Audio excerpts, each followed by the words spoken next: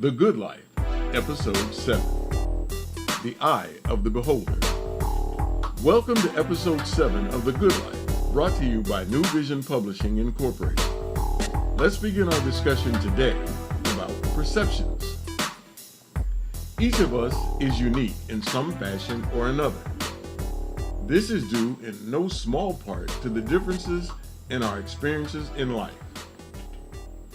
As an example, identical twins raised in separate environments, although genetically linked, are unquestionably unique due to the differences in their social environments. It is these differences that we must be keenly aware of when we interact with others. All too often, we consciously or unconsciously assume that everyone comes from the same point of reference that we do. This is why we overuse and in fact misuse the term common sense. It is true that what is common in one environment may not be common in another. In the good life, we must strive to be aware of our preconceptions and biases so that they do not taint our interactions with others. When we have a preconception of someone or something, we perceive it through our own bias. If we have a negative impression of someone, it is more than likely we will see only those things which support what we have already mentally accepted. The converse is also true. If we entertain a positive, favorable viewpoint of someone or something, we will again focus on the attributes or qualities that support what we have already accepted.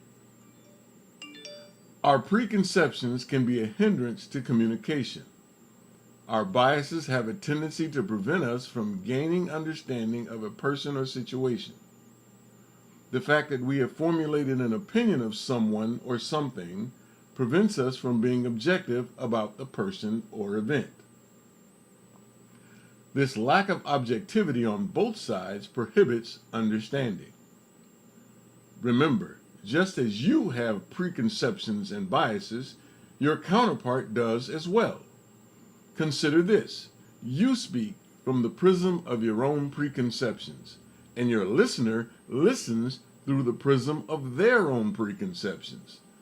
What is the result if your and your counterpart's preconceptions are on different ends of the spectrum? The answer: chaotic communication and lack of understanding. If you aspire to the good life, you must be willing to look at each person or situation as unique as you envision yourself to be. You dislike being stereotyped? Then endeavor not to stereotype others. You don't like your opinions being undervalued? Then strive to value others' opinions. Be mindful not to take offense if your counterpart does not reciprocate. Whether they value your opinion or not is not within your power.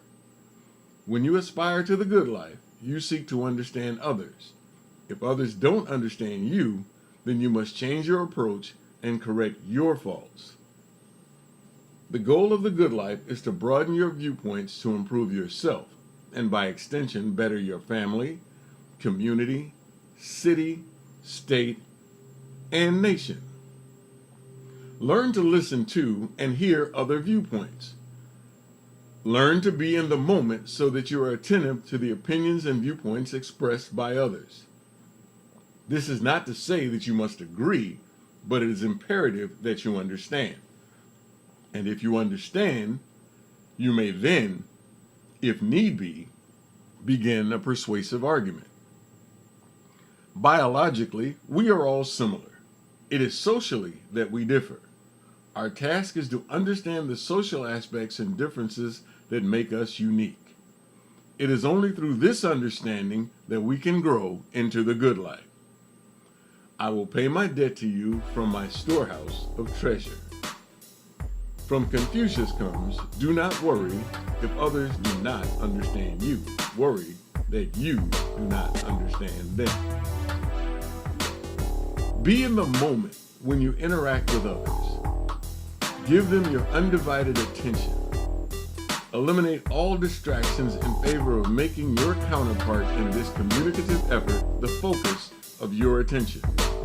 You might just be surprised at the increase in the level of your understanding. Until we speak again, continue to work toward the good life.